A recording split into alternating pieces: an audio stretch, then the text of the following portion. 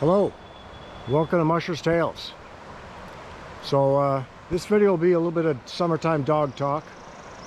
Just some odds and ends, thoughts about sled dogs at this time of year, very into spring.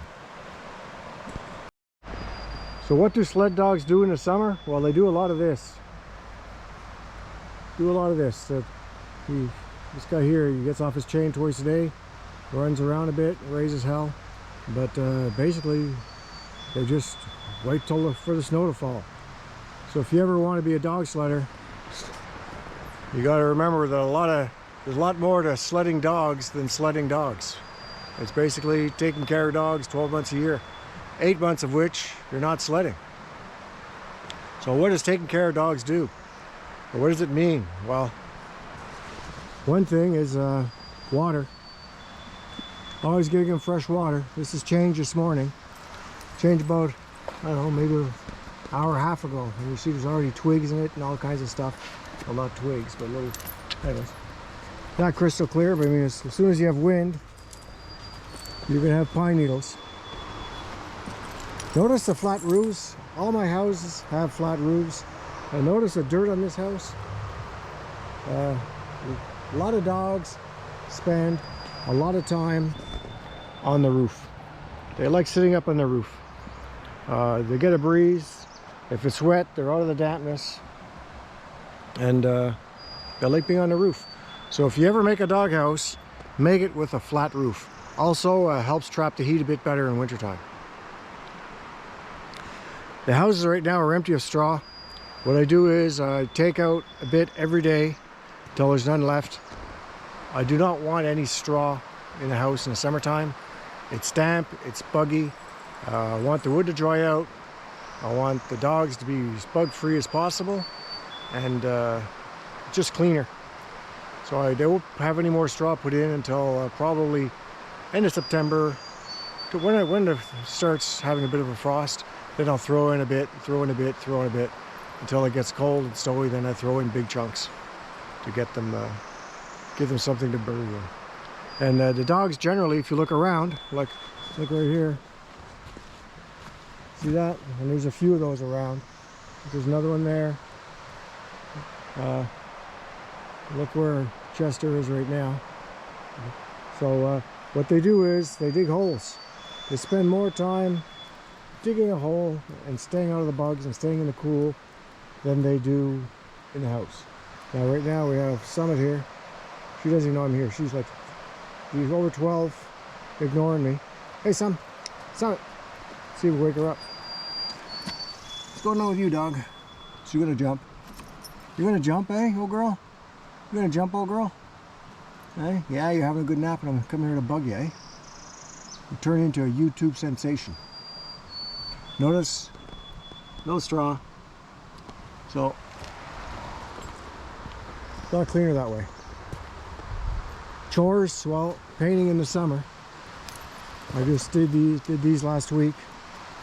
So basically a fresh coat of paint, paint things up. Notice this house here. Notice how that's still on the sides. Basically, a lot of dogs, especially huskies, they like to chew. So this guy here was a fan of just sitting on the roof and chewing it off till there was no more roof. So this kind of solved the problem. You could put just edging if you want, but if you just put edging often enough, they'll chew that too. Takes a pretty good chunk. If you look at the pallet it's on, all the houses are on 1 or 2 pallets. He did a job there. So saving his house, and he can run pretty good. This just about the firewood here.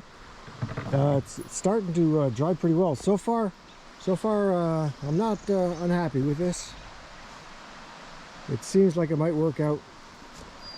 I ended up putting a 5-gallon bucket in the center before I put the tarp on, and we'll see what it's like in a couple of years. There's also dogs shedding. I'm not a big person to brush dogs all the time. I don't brush them in the springtime. At first I'll pull out handfuls, but I will not take a brush to them and clean them off completely, because when you do that and the bugs are out, the dogs get devoured. It's a big change. I mean, some of these dogs, if you brush them completely, you won't have one dog, you'll have two. Okay, they have so much hair. So I'm very slow about it. Unless the dog has fur that mats, which is something I really dislike. I avoid owning a dog like that.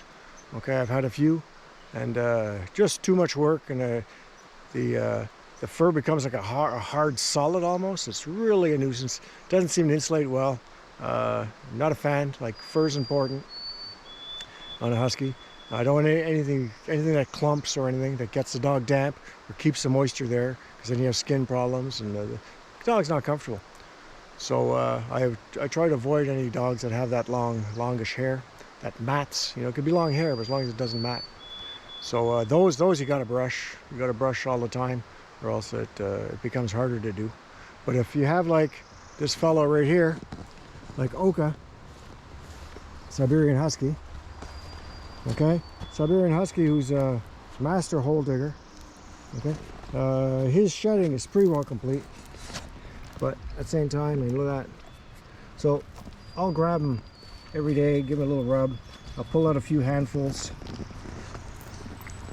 just to give me an excuse to rub him. Hey, give you an excuse to rub him, eh? And that's not it. I don't more than that. If I take a brush to them, I mean, look at that. So every day you do a bit. Okay. A lot of it ends up, look, you just brushed against me. Look at my pants. So, hairy little monkey.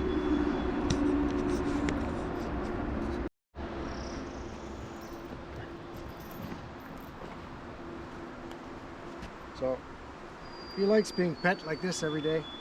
So you give him a good scratching like this, and get some of the fur out. A bit every day.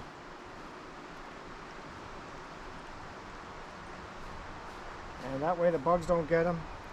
He doesn't get cold. It's this gradual change. And he's going to lose it all anyways. If I never brushed him, he'd lose it all anyways. Oh, you're a good dog. So, he likes his ears scratched. Big time.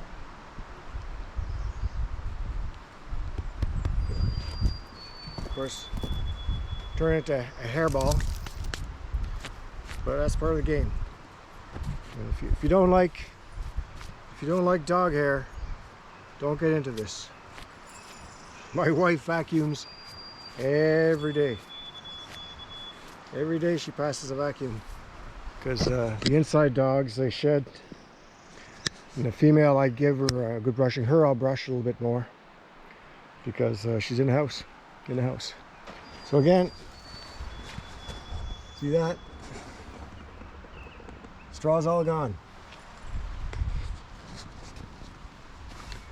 Hey, mister. Summit's brother, Mr. Mac. Hey, Mac. He's got interesting fur in that. Look at the silver stripe he's got on him. He's the only dog I've seen that became like a silverback gorilla. When he got old, he didn't necessarily get a white face. He got a silver back. He's getting that skinniness. See, he's shedding, but this is a good fur. Look how thick that is. Okay. It's a good fur. Yeah, he's over 12 years old too. He's not sledding.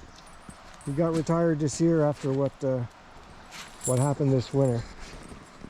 If you check back, we had Saphira. Saphira decided to go rogue and dragged him for I don't know how long. Part two is picking dog poop all the time. Like my poop run's already done, but there we go. We got some more. So Linus did that earlier, I guess, obviously. So if you look around, I have shovels everywhere. Everywhere you look, you find a couple of shovels. I try to have a shovel or two. I mean, like, I had 2 shovels there. I see 2 more. I see 3 shovels right there. Everywhere you go, you're going to find a shovel. And the reason is pretty straightforward. Is when I see a poop, I pick it up. So you don't feel like chasing a shovel and walking all over creation to find a shovel. So keep shovels handy, you keep your dogs cleaner. The poop's gonna stay on the shovel till I come back later today with the poop sled to pick it up. So basically you're picking up poop and you're storing it on the shovel. Why? So the dogs don't smear it around. Dogs don't smear it around, and it's clean, and I'm big on the clean part as much as I can, which is a huge part of having dogs. You know, it's more than dog sledding. Hey Linus, good dog. Linus is another one. Linus is another one that likes to be rubbed, have his belly rubbed. We'll give him an on-camera belly rub. Come here, Linus. Come here, Linus. Oh, you're a good dog. Good dog. You're gonna lie down. You've never done that in your life.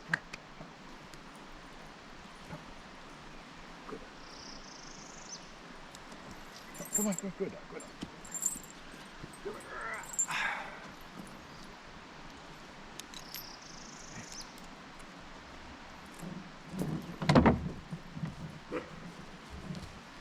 Don't go when the dogs are all loose. You don't pet them too much. You can spoil them like this when they're all separate, but if the dogs are loose, you have 6, 7 dogs loose. You start petting one too much, it's a good way to have a fight. You have jealousy. Obviously, right now he's vulnerable because his feet are in the air. He's not paying attention. And all of a sudden, well, you get another jealous dog, and you have a complication. So, only spoil them like this when they're tied up. And also, the thing when you pet a dog is, what do they want? They want you to pet them all day. So, not something I do overly. If you look at these dogs, they're on sand and earth. A lot of people make pens, and they have cement pens. I'm not a fan of cement pens at all. They're hot, they're hard on the dog's feet. Good dog, Safi. And they keep the dog's toenails nice and trim. But a cement pen it's hot. It's hot and it's hard on their feet. I like an uneven terrain. It's more natural. What you gotta watch is you don't want, see that puddle over there? Okay, you don't want a whole bunch of that, because that keeps the dogs a little messy. Hey there, come. That keeps the dogs messy there, so you don't want that too much. But you just have them come dump a load of sand. Dogs will spread it. When the dogs spread it, it evens out. There you go. This guy here, he broke his chain yesterday. Hey, we got a scratch my neck there. Doing this with one hand you're not holding is a good way to get scratched. So yesterday, this dog here is a swivel let go. Swivels are very important on chains. And hold on a second.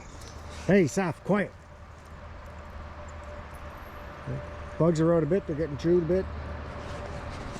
So this dog broke his chain, cub broke his chain, and my wife was out with the little man who we were babysitting, and the chassis were loose, and my big white dog was loose also.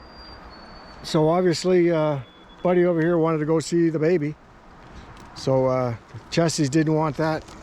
Let's say they were in between, so you basically had, I don't know, 1, 2, 3, 4, close to 300 pounds of dog or 250 pounds of dog running around a child that's about 14 months, 15 months. It all happened rather quickly, but everything worked out well.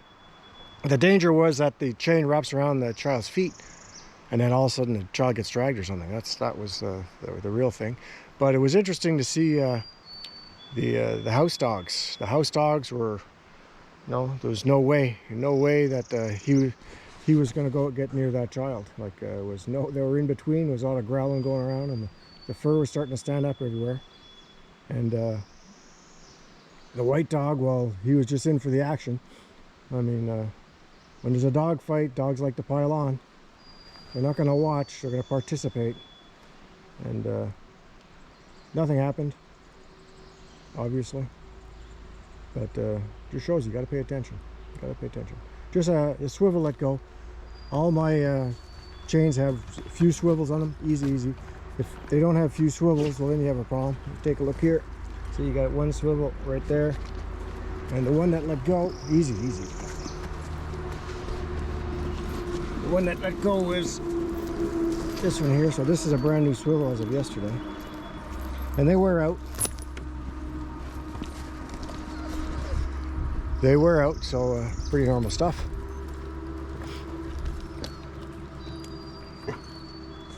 You gonna bark for us, Safi? Hey, you gonna bark for us? Okay, good. And look, I'll look right here. 2 more poops. Again, this is all done this morning. So they're all freaking out of the camera. So what do we have here? Oh, look at this. A couple of shovels. So back to what I do best. Picking up poop.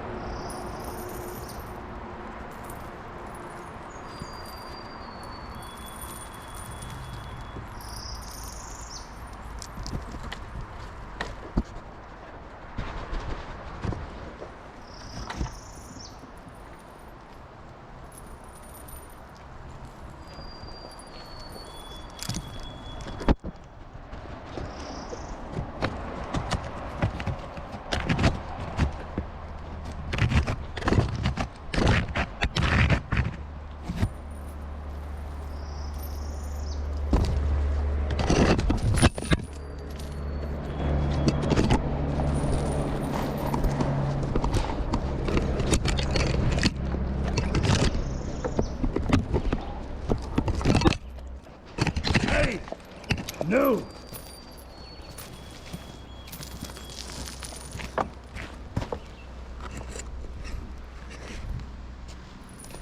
So I came close.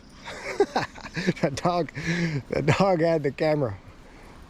The dog had the camera, and the only reason I kind of forgot what I was doing, I was concentrating on doing what I was doing, and then all of a sudden I heard a plastic sound.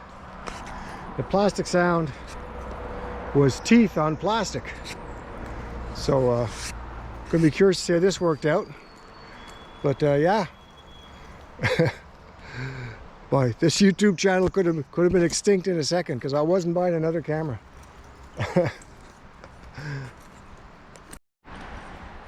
New dog has fit in rather well. I don't trust him enough to turn him loose, but he's a good dog, likes to be petted. I like that little arrow he has in his butt. He has like an arrow above his tail. Let's see if we can show you that. Hold on, Brutus. Okay. I have Brutus here, and I have Julius there. Purely coincidental. The names are purely coincidental. I didn't name Brutus. He came with that name, and it's all right. It's a good name. I guess everybody in their lifetime has to have a dog called Brutus or Blackie or Caesar or King or something. So here's Brutus. He has that arrow mark on his tail. You see when he swings around. He's got good fur too. I find he looks more like a Shep myself. I would have named him. Looking at what it looks like now, I would have called him Shep. He's one of these storybook characters with that floppy ear. Anyways, don't know how well he pulls. Told he pulls well, but we'll find out. And I have Julius here, who was born here, and he's called Julius because I always thought his ears made like a laurel crown or something. So right now, talking like this with the camera, the dogs are all a little edgy. They find it a little strange or being pointed with something. They don't really seem to like that. Hey, Jules. Hey, good dog, Julius. He doesn't have the best fur. His fur's short. Look at that. His fur is on the short side. He doesn't have necessarily the best fur, but does the job. Does the job, eh? Often I call Julius Julio. So when you call him, you go, Julio! Sounds a little bit better than going, Julius, where art thou, Julius? Gonna turn these guys loose now. I had put them in the pen because I went to check the bear traps. which was were pretty constant in the sense that there was nothing there. So this pen here, I have a floor, cement and rocks. Notice it's uneven, flat roof again. These dogs, they're my inside. They're inside unless we're not home for a period of time. Then we'll leave them outside. I'm gonna have to check. They're doing a lot of swimming lately. I'm getting them in shape for the fall. So I haven't done any formal training with them yet, but it's more conditioning.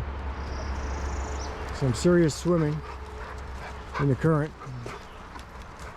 Okay, before we start training them properly.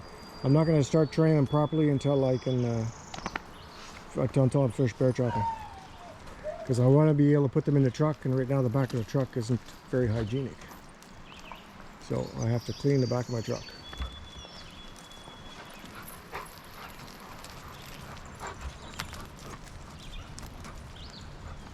So we talked about their feet set up, you know, having them on sand.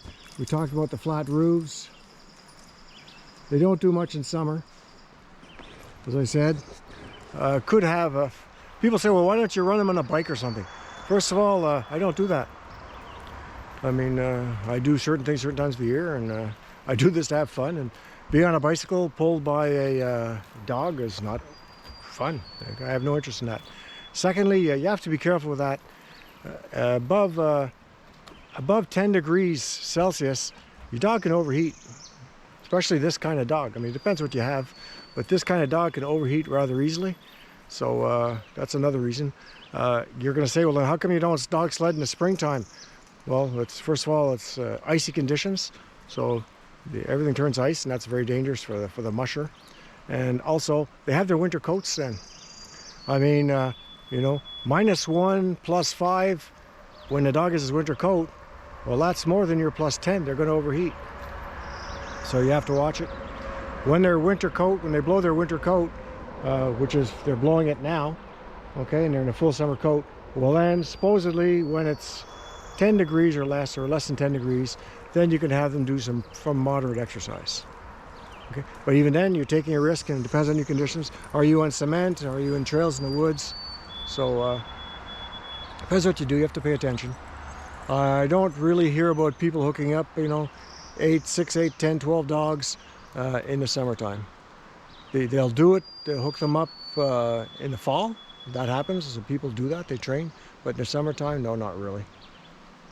They do, you know, in summertime is basically for doing other things, and the dogs are on holiday. A little boring being a sled dog in summer, but a lot of dogs are bored all year, so you take what you get. I'm kind of curious to see if this camera suffered any ill effects from being grabbed by the dog off the roof. So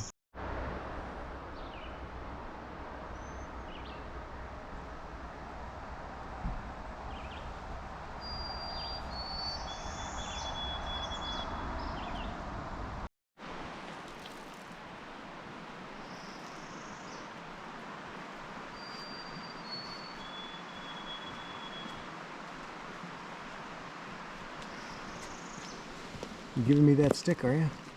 Thank you very much. You want it back?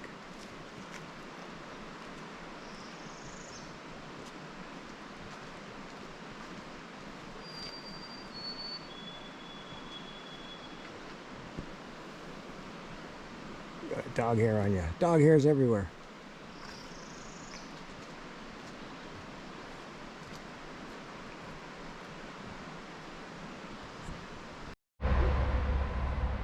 So here we have a lucky dog. This dog here, you know, he's loose all summer, unless we're not home.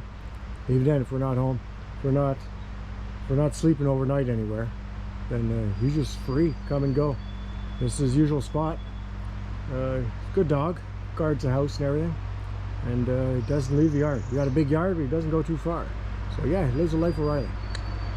Good dog.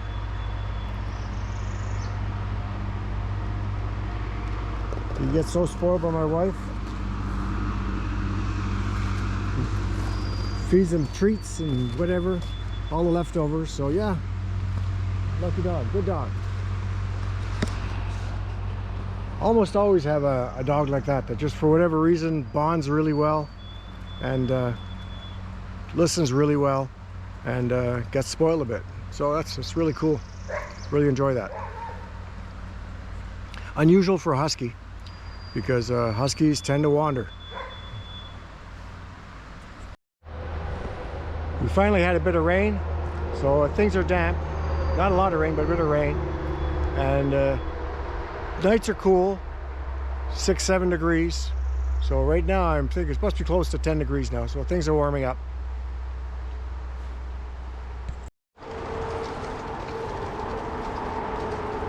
Keeping the lawn mowed around the dogs helps keep everything nice and clean. The little man here, he's in charge of mowing around the dogs. No, we don't let him mow. We don't let him near the dogs. Not that I think they'd hurt him. I think they could accidentally hurt him very easily, wrap him with a chain, but they're definitely going to lick his face, which isn't what we want. My wife and I have 3 kids, 7 3/4 grandkids. We call this guy number 6, and he's the only one out of the gang that really likes pushing things around. He'll use this lawnmower all the time. His other granny bought it for him, and it was a good buy because he keeps, look, I mean, just look at the place. There's not a blade of grass to be seen, and he's the guy who just mows it all.